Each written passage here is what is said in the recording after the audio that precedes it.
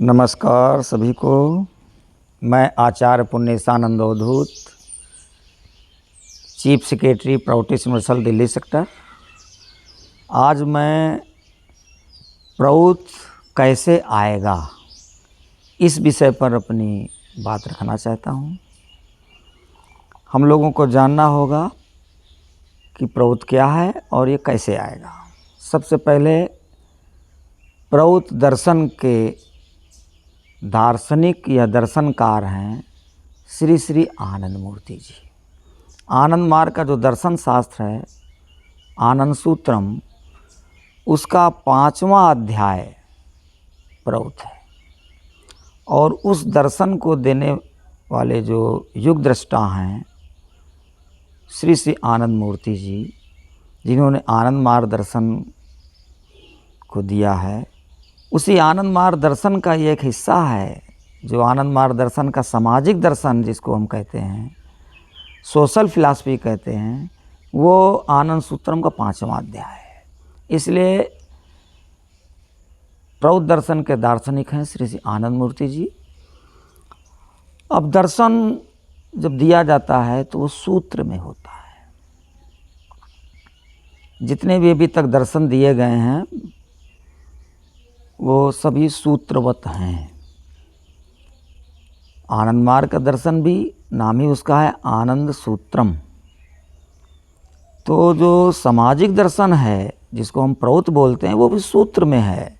उनको हम बोलते हैं सिद्धांत। सिद्धांत का मतलब क्या हुआ? जब कोई युग दृष्टा किसी समस्या को या किसी चीज़ को देखते हैं और उसके अंतिम निर्णय में पहुंचते हैं, उसके सत्य के अनुसंधान को जब प्राप्त कर लेते हैं, तब उसका सिद्ध का अंत हो गया। सिद्ध का अंत हो जाना ही है सिद्धांत। तो जिस चीज़ से सिद्धि प्राप्त हो गई या जिस चीज़ से सत्य की जानकारी प्राप्त हो गई या जिस चीज़ से बहुत बड़ी समस्या का निदान हो गया, वो अपरिवर्तनीय होता है, फिर उसको बदल नहीं सकते हैं। इसलिए सिद्धांत अपरिवर्तनीय हैं। अब सिद्धांत दिए गए तो सिद्धांत को धरती पर उतारने के लिए चीज़ की क्या ज़रूरत है? नीति। नीति का मतलब क्या है? नीति का जो शाब्दिक अर्थ है आगे की ओर बढ़ाना, आगे की ओर देखना और चलना। इसीलिए नीतिकार का मतलब है जिन्होंने आगे देख के उस इन सिद्धांतों को वास्तविक जीवन में उतारने के लिए जो निर्देश दिए हैं उन्हीं को हम बोलेंगे नीति। इसलिए प्रौत दर्शन के जो सिद्धांत हैं, जो प्रिंसिपल्स हैं, उनको वास्तविक जीवन में लाने के लिए प्रौत के जो प्रवक्ता हैं वो हैं श्री श्री प्रभात रंजन सरकार। दार्शनिक हैं श्री श्री आनंद मूर्ति जी। और प्रवक्ता के रूप में जो प्रौत नटसेल 21 भाग हैं वो प्रौत की नीतियां हैं। और उन नीतियों को देने वाले जो हैं वो श्री प्रभात रंजन सरकार हैं। इसीलिए हम लोग बोलते हैं प्रौत प्रवक्ता श्री प्रभात रंजन सरकार। प्रवक्ता है, उन्होंने एडवोकेट किया है, उन्होंने नीतियों को बताया है कि ये सिद्धांत इन नीतियों के द्वारा लागू होगा। तो उन नीतियों को जो है चुनना पड़ेगा। जैसे मैं एक उदाहरण देता हूँ, समाजादेशेन बिना धन संचय अकर्तव्य। 5 फंडामेंटल जो प्रिंसिपल्स हैं, प्रौत के जो 5 मूलभूत सिद्धांत हैं, उसमें पहला ही है समाज की अनुमति या सहमति के बिना किसी भी भौतिक संपत्ति का संचय करना अनुचित है। अब इसको करने के लिए क्या करना पड़ेगा? संचय की प्रवृत्ति पर जाना पड़ेगा। संचय क्यों करते हैं? संचय करने का कारण है कि व्यक्ति अपनी जो है आर्थिक सुरक्षा के कारण संचय करता है, निकट भविष्य की आवश्यकताओं की पूर्ति करने के लिए करता है। और चूँकि हमारे मन की शाश्वत चाह अनंत है, इसलिए भौतिक संपत्ति का संग्रह करना भी उसी वजह से एक मानसिक व्याधि बन जाती है कि हम अनंत पैमाने पर धन का संचय करने लगें। हम आज डिविएट हो गए, हम अनंत सत्ता की ओर न जाके हम भौतिक सीमित संसाधनों से अपने अनंत भूख की तृप्ति करने लगे। ये एक मानसिक व्याधि बन जाती है। तो करना क्या होगा कि पहले इकोनॉमिक जो इनसिक्योरिटी है उसको दूर करना होगा।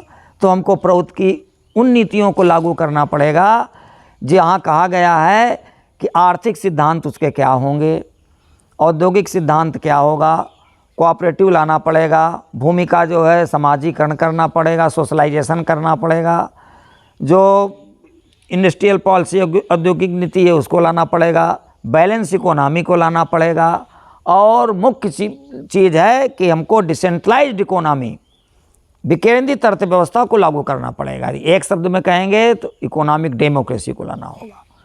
जब ये नीतियां जो है लागू हो जाएंगी, तो अब नीतियां लागू कैसे होंगी? नीति तो निर्धारित की गई कि इन नीतियों से आगे बढ़ना है, किंतु जब हम आगे बढ़ते हैं तो हमारी एक योजना होती है कि कितनी देर में हम वहाँ पहुँच जाएंगे, उसमें क्या क्या सावधानी बरतनी है, उसमें क्या क्या अड़चनें आएंगी, क्या क्या उसमें खतरे हैं। ये सब योजनाकार जो है योजना बनाते हैं कि उनसे नीति लागू हो जाए। वो योजना टाइम बाउंड होती हैं, इसलिए नीतियों को लागू करने के लिए भारत सरकार ने भी 5 ईयर्स प्लानिंग बनाया था। तो प्रभुत्व की भी जो योजना है उसका नाम भी है decent economic planning, decentralised economic planning. दूसरा है in block level planning. Block level planning में भी है इंट्रा ब्लॉक और इंटर ब्लॉक। ये जो प्लानिंग है ये टाइम बाउंड होंगी। इसमें होगा कि हम किस तरीके से अपने क्षेत्रीय संसाधनों का, क्षेत्रीय तकनीकियों का, क्षेत्रीय मानव संसाधन, क्षेत्रीय प्राकृतिक संसाधन, स्थानीय लोगों को जो उपयोग करके जो है स्थानीय समस्याओं को किस तरीके से जो है हम सॉल्व करेंगे, वो योजनाएं हैं। इन योजना को बखूबी से जो है अच्छे नीतिकार के देखरेख में, अच्छी योजनाकार के देखरेख में लागू करना है, चलाना है। योजनाकार कौन है प्रभुत्व के? वो भी श्री प्रभातचंद्र सरकार है। उन्होंने जो है विकेंद्रित अर्थव्यवस्था दी है, डिसेंट्रलाइज इकोनॉमिक प्लानिंग दिया है, उन्होंने इंटर ब्लॉक और इंटर ब्लॉक प्लानिंग दिया है, और उसके गाइडिंग प्रिंसिपल उन्होंने दे दिया है, उसके निर्देशक तत्व उन्होंने दे दिया है। तो हमको पहले योजना बनानी पड़ेगी। हमको किसी भी समाज की गरीबी, बेरोजगारी, बदहाली सबको दूर करने के लिए वहाँ के लोगों को जो है मुझे एजुकेट करना पड़ेगा सैद्धांतिक रूप से। जो प्रबुद्ध व्यक्ति हैं वो सिद्धांत को समझेंगे। फिर जो चिंतनशील व्यक्ति हैं उनको हमें नीतियाँ बतानी पड़ेंगी, और जो प्लानिंग करके योजना बना के किसी कार्य को धरती पर उतार सकते हैं, जिनको हम टेक्निकल एक्सपर्ट बोलेंगे, ऐसे लोगों के साथ उस योजना की चर्चा करनी होगी। और योजना को लागू करने के लिए हमको योजना के जितने घटक और तत्व हैं उनको खोजना पड़ेगा, उनको क्रियाशील बनाना पड़ेगा। किंतु योजनाओं को लागू करने के लिए कार्यक्रमों की ज़रूरत पड़ती है। इसीलिए पंचवर्षीय योजना को लागू करने के लिए बहुत पहले भारतवर्ष सरकार ने 20 सूत्री कार्यक्रम लागू किए थे। कार्यक्रम के बिना योजनाएं लागू नहीं होंगी। तो हमें कार्यक्रम करना पड़ेगा जिससे कि योजना धरती पर उतर जाए, वास्तविकता वास्तवायित हो जाए। उन कार्यक्रमों को कौन करेगा? कार्यक्रमों को करने वाले जो व्यक्ति हैं उनको हम बोलते हैं लीडर। बिना नेतृत्व के कोई कार्य नहीं होता है। और जब कार्यक्रम दिया हुआ है, क्रम मतलब होता है सिलसिला, एक कार्य के बाद दूसरा कार्य, दूसरा कार्य के बाद तीसरा कार्य, जब तक जो है वो योजना जो है गतिशील नहीं हो जाए तब तक वो कार्यक्रम चलता रहेगा। जैसे एक नीति है, फिर योजना है, तो अब कार्यक्रम क्या होगा कि उस नीति और योजना के अनुरूप जो है वर्किंग फोर्स को ट्रेंड करना, उनको बताना कि इस नीति से इस योजना के मुताबिक अब उस योजना के जो घटक तत्व हैं उसमें है प्राकृतिक आवश्यकताएं, उसमें मानव संसाधन आवश्यकताएं, उसमें से जो चीज़ें हैं सामाजिक, आर्थिक, सांस्कृतिक, उन सब चीज़ों को वहाँ लागू करने के लिए एक वर्किंग फोर्स को ट्रेंड करना पड़ेगा। यदि हम उसको ट्रेंड नहीं करते हैं तो फिर जो है कार्यक्रम जो है क्रम के रूप में नहीं चलेंगे। हम केवल कार्य करेंगे, क्रम नहीं हो पाएगा।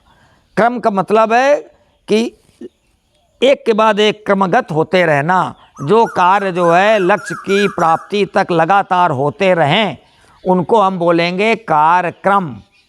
अंग्रेजी में बोलते हैं प्रोग्राम्स। प्लानिंग के बाद है प्रोग्राम। बिना जो है पॉलिसी, प्रिंसिपल के बाद पॉलिसी, पॉलिसी के बाद प्लानिंग, प्लानिंग के बाद प्रोग्राम्स। प्रोग्राम जो करेंगे वो नेता होंगे। और प्रोग्राम को सफल करने के लिए क्या करना है? ज़रूरत है रणनीति की, जिसको अंग्रेजी में बोलते हैं स्ट्रेटेजी। रणनीति क्या होगी कि हमारी जो वर्किंग फोर्स है, हमारी जो मटेरियल फोर्स है, हमारा जो कार्य क्षेत्र है, इस सब का अध्ययन करने के बाद देखेंगे कि इसमें क्या अड़चनें आ सकती हैं, क्या दिक्कतें आ सकती हैं। उसके मुताबिक हमको एक रणनीति बनानी होगी जिससे कि हमारा कार्य सफल हो सके। इसलिए कार्यक्रमों की सफलता निर्भर करती है नेता के रणनीति पर, योजना निर्भर करती है योजनाकार पर, नीति निर्भर करती है नीतिकार पर। नीति सिद्धांत को ठीक ढंग से समझ के जो नीति बनाई जाएगी, योजना बनाई जाएगी, योजना को लागू करने के लिए कार्यक्रम बनाए जाएंगे, और कार्यक्रम जो है जब सफल हो जाएंगे, उदाहरण दे रहा हूँ, लैंड का जो है ये नीति है कि लैंड का समाजीकरण करना है, सोशलाइजेशन ऑफ द लैंड करना है। लैंड ना सरकार के हाथ में रहेगी ना इंडिविजुअल के हाथ में रहेगी। प्रभुत्व की नीति के मुताबिक उसका क्या होगा, समाजीकरण होगा। तो हमको एक अच्छी रणनीति बनानी है जिससे कि ज़मीन के प्रति जो आसक्ति है आम जनता की, उस पर हम सीधे हमला ना करें। यदि हम सीधे हमला कर देंगे तो लोग जो है रिवोल्ट कर जाएंगे, तो हमारी इस रणनीति फेल हो जाएगी, हमारा कार्यक्रम ही आगे नहीं बढ़ सकेगा। इसलिए हमको बनाना पड़ेगा कि फर्स्ट फेज में जो है सबको भूमि का स्वामित्व रहेगा, ये नीति है। और इसी नीति के मुताबिक हमको रणनीति बनानी पड़ेगी, प्रचार करना पड़ेगा, लोगों को बोलना पड़ेगा कि भाई आपका मालिकाना हक नहीं जाएगा, आप मालिक बने रहेंगे, किंतु जो है छोटे छोटे भूमि पर अच्छी खेती आप नहीं कर पाते हैं, इसलिए आपको कोऑपरेटिव में लाइए, और कोऑपरेटिव में लाके आप भी इस पर जो है वर्किंग फोर्स का हिस्सा बन सकते हैं। आपको लैंड का भी शेयर मिलेगा और आपके वर्किंग टाइम का भी शेयर मिलेगा। आप यदि एक्सपर्ट हैं तो आपके जो है एक्सपर्टाइजेशन का भी शेयर मिलेगा। तो आम लोग इसमें इन्वॉल्व होंगे, और जब धीरे धीरे जब इकोनॉमिक इनसिक्योरिटी समाप्त हो जाएगी, समृद्धता बढ़ जाएगी, तो लोगों की आसक्ति भी बदल जाएगी। तब लोगों का सामूहिक, जो व्यक्ति अभावग्रस्त होता है वो केवल अपने बारे में सोचता है। जिस परिवार में ज़्यादा समृद्धि होती है वहाँ सामूहिक रूप से पूरे परिवार को सोचा जाता है, क्योंकि संसाधन उपलब्ध हैं, अभावता नहीं है। इसलिए जब पूरा समाज समृद्ध हो जाएगा, कोई भौतिक अभाव नहीं रहेगा, तब धीरे धीरे हम स्वामित्व को कम करेंगे। वो भी हम एक साथ नहीं हटाएंगे, हम 50% 100% से 50 लाएंगे, 50 से 25% लाएंगे, और धीरे धीरे लाएंगे। इसका नाम है रणनीति। तो बिना रणनीति के आपकी योजना सफल नहीं होगी। इसलिए एक अच्छे स्ट्रेटेजिस्ट की ज़रूरत है, एक अच्छे लीडर की ज़रूरत है। अब प्रश्न उठता है कि लोग बोलते हैं प्रभुत्व कैसे आएगा, तो प्रभुत्व आएगा कार्यक्रमों को करना। क्रम शब्द है इसमें। हमको स्टेप बाय स्टेप आंदोलन करना होगा, स्टेप बाय कार्यक्रम करने होंगे, जिससे, और कार्यक्रमों में दो चीज़ शामिल है।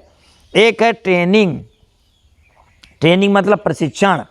जिस तरीके के हमारी नीति है, जिस तरीके की हमारी योजना है, उसके अनुरूप उसमें जो भागीदार लोग हैं उनको प्रशिक्षित करना, जिससे हमारा काम बहुत ही अच्छे ढंग से हो। और प्रशिक्षण के बाद क्या है, एक संगठन तैयार करना, जिनको हम कैडर बोलते हैं। कैडर का मतलब है लक्ष्य के प्रति समर्पित कार्यकर्ता। तो जब हमारे कैडर्स तैयार हो जाएंगे, समर्पित कार्यकर्ता तैयार हो जाएंगे, तो हम एक जो है समाज शक्ति का वो अभ्युदय होगा, समाज शक्ति जगेगी, और समाज शक्ति सामूहिक रूप से निर्णय लेगी कि हम ये बात नहीं मानेंगे, गवर्नमेंट की ये व्यवस्था नहीं मानेंगे, शोषणकारी है, ये व्यवस्था नहीं मानेंगे, हमारे अहित में है। इस व्यवस्था में व्यक्ति के पास पैसा इकट्ठा हो रहा है, इंडिविजुअल के पास हो रहा है, उसका प्रोडक्शन यूनिट गुड़गांव में है, उसका प्रोडक्शन यूनिट नोएडा में है, बम्बई में है, हैदराबाद में है, और हमारे पास सामान भेजता है, हमारे पास से रॉ मटेरियल जाता है, और वहीं से फिनिश होकर आ रहा है। ये जितने भी जो है 4 लेन बने हुए हैं वो केवल मेरे कच्चा माल को ले जाने के लिए, फिनिश गुड्स को लाने के लिए हैं। तो हम जो है ब्लॉकेज करेंगे इकोनॉमिक, और हमारी यदि फोर्स हो गई तो हम बोलेंगे कि हमारा रॉ मटेरियल बाहर नहीं जाएगा। ये प्रभुत्व की नीति है, और उस नीति को जो है तभी हम वास्तविकता में प्रोग्राम में लाएंगे जब हमारे पास फोर्स होगा, सोशल फोर्स होगा। और जब सोशल फोर्स होगा तो हम काम डट के करेंगे, और जब ये काम हम डट के करेंगे तो इसको जो है सफलता मिलनी ही है। इसलिए हमको कार्यक्रमों को अनवरत करना है। कार्यक्रम 2 प्रकार के होंगे, एक होगा ट्रेनिंग, दूसरा होगा मोमेंट। एक होगा सावधानी, ट्रेनिंग माने सावधानी, और दूसरा होगा मोमेंट माने गति, आगे बढ़ना। सावधानी पूर्वक आगे बढ़ने का नाम ही है ट्रेनिंग और मोमेंट। प्रशिक्षण और आंदोलन है गति, और प्रशिक्षण है सावधानियाँ। तो जब हम जो है अपने कार्यकर्ताओं को प्रशिक्षित करेंगे और आगे बढ़ाएंगे तो धीरे धीरे हमारी सोशल फोर्स बढ़ेगी। जब सोशल फोर्स बढ़ेगी तो हमारा सोशल ऑर्डर लागू हो जाएगा। हमारा समाज बोलेगा कि हम बंद किए हैं तो बंद हो जाएगा। हमारा समाज बोलेगा इस चीज़ को नहीं मानना है तो नहीं मानेंगे। जहाँ समाज है, चाहे वो आदिवासियों का समाज हो और चाहे कोई समाज हो, यदि समाज संगठित होता है तो गवर्नमेंट को झुकना पड़ता है, व्यवस्था को झुकना पड़ता है, व्यवस्था बदलती है। आदिवासियों ने जो है सबसे पहले अंग्रेजों के खिलाफ आंदोलन किया था, क्योंकि उनके पास समाज था, संगठित समाज था। उनके पास हथियार अच्छे नहीं थे, तीर से थे कि उन्होंने, उनकी इच्छा शक्ति कितनी तेज़ थी कि वो तीरों से लड़े। और 18 शताब्दी में ही उन्होंने जो है अंग्रेज़ों के छक्के छुड़ा दिए थे। तो समाज यदि शोषित है, बेरोजगारी है, गरीबी है, बदहाली है, आदमी बिल्कुल जो है समाज जो है बदहाल हालत में है, तो हमको उसको प्रशिक्षित करना है, संगठित करना है और आगे बढ़ाना है। हम प्राउटिस्टों का ये काम है कि हम बाबा के द्वारा दिए गए सिद्धांतों को धरती पर लाने के लिए जो नीतियाँ दी गई हैं श्री PR सरकार के द्वारा, जो है योजना दी गई है श्री PR सरकार के द्वारा, जो कार्यक्रम सुझाए गए हैं उनके द्वारा, और नेता अपनी स्वयं जो है खोज करेंगे कि क्या कार्यक्रम किए जाएं, उन कार्यक्रमों को हम अनवरत करें जब तक कि लक्ष्य नहीं प्राप्त हो जाता है। एक छोटा सा प्रोग्राम करके बैठ जाएंगे तो आंदोलन नहीं होगा, तो जो है प्रउत नहीं आएगा। हम क्यों ऐसा सोचते हैं कि प्रउत आ जाए, कैसे कब आएगा? अरे प्रउत कोई व्यक्ति थोड़ी है झोला लेके बैठा है कि ट्रेन पकड़ के आ जाएगा। प्रउत है पूरे समाज का सामाजिक, सांस्कृतिक, आर्थिक, राजनैतिक परिवर्तन, और इस परिवर्तन का पहला जो पद विक्षेप है वो है सामाजिक, सांस्कृतिक। इसलिए हम पहले कल्चरल मूवमेंट करें, हम लोगों के अंदर ये भाव जगावें कि हम अवधी हैं, भाव जगावें कि हम आंगिक हैं, हम भाव जगावें कि हम मागध हैं। ये भाव जब जग जाएगा कि हम भोजपुरिया हैं, तब उनके अंदर एक स्वाभिमान जगेगा, उनको अपनी विरासत के प्रति गौरव का भाव जगेगा, और वो व्यक्ति जो है महसूस करेंगे कि हमारा शोषण हुआ है, हम कभी ऐसे थे, हमारा अतीत इतना गौरवशाली था, वर्तमान हमारा जो है इतना बदहाल क्यों है। तब उनके अंदर एक गौरव का भाव जगेगा। ये है कल्चरल रिवोल्यूशन। और जब कल्चरल रिवोल्यूशन होगा तभी आर्थिक आंदोलन होगा। तब वो सोचेंगे कि जो उन्होंने हमारी ये बदहाली की है, अब उनको हम छोड़ेंगे नहीं, उनके खिलाफ आंदोलन करेंगे, उनको भगाएंगे, उनको जो है आंदोलन, और हम शोषण अब नहीं होने देंगे उनका। तब आर्थिक आंदोलन शुरू होगा। जब आर्थिक आंदोलन शुरू होगा तब राजनीतिक आंदोलन होगा, तब सत्ता बदल जाएगी और प्राउटिस्टों की सरकार आ जाएगी। हमें बढ़िया से याद है कि बाबा जो है हम लोगों की रिपोर्टिंग लेते थे, तो बाबा जो है केवलम मूवमेंट शुरू किए थे, भाषा के प्रति आंदोलन बाबा का था। बाबा ने जो है आर्थिक आंदोलन के लिए कहा था कि कच्चा माल बाहर नहीं जाएगा, बाहर जो है यहाँ के संसाधन नहीं जाएंगे, बाहरी आदमी हमारे आर्थिक गतिविधियों पर कोई हस्तक्षेप नहीं करेगा, हमारे लोग बाहर नहीं जाएंगे, हम अपना जो है समस्त उत्पादन अपने स्थानीय कच्चे माल के आधार पर करेंगे और स्थानीय आवश्यकताओं की आपूर्ति करेंगे। तब जब जो व्यक्ति और समाज जब जो है सामाजिक, सांस्कृतिक और आर्थिक रूप से आत्मनिर्भर होगा, तब उसको रहेगा कि जो है हमारा अपना शासन हो, इसके अनुरूप राजनीतिक व्यवस्था हो। और बाबा ने इसीलिए चुनाव लड़वाया। इसलिए बाबा बोले कि जो है सब जगह से चुनाव लड़ाओ, प्राउटिस्टों की सरकार आनी चाहिए, क्योंकि जब तक राजनीतिक ताकत हमारे हाथ में नहीं आती है तब तक हम व्यवस्था में आमूल चूल परिवर्तन नहीं कर सकते हैं। इसलिए राजनीतिक ताकत तभी आएगी जब हम सामाजिक, सांस्कृतिक, आर्थिक और राजनीतिक रूप से ज़बरदस्त आंदोलन करेंगे। और ये आंदोलन का मतलब ही है कार्यक्रम। इसलिए ज़्यादा से ज़्यादा हम लोग कार्यक्रम करें, योजना के मुताबिक हम लोग आगे बढ़ावें, हैप्पीजार्डली तरीके से आगे नहीं बढ़ें। प्रउत निश्चित आएगा, वो दिन दूर नहीं है कि जब प्रउत जो है अपने मूर्त रूप में पूरे समाज में लागू हो जाएगा। मैं सीधे देख रहा हूँ कि प्रउत एकदम आ रहा है, प्रउत आएगा। और हम प्राउटिस्टों का काम केवल है कि बाबा के द्वारा जो निर्देशित कार्यक्रम है उनको ज़्यादा से ज़्यादा करें। धन्यवाद, नमस्कार।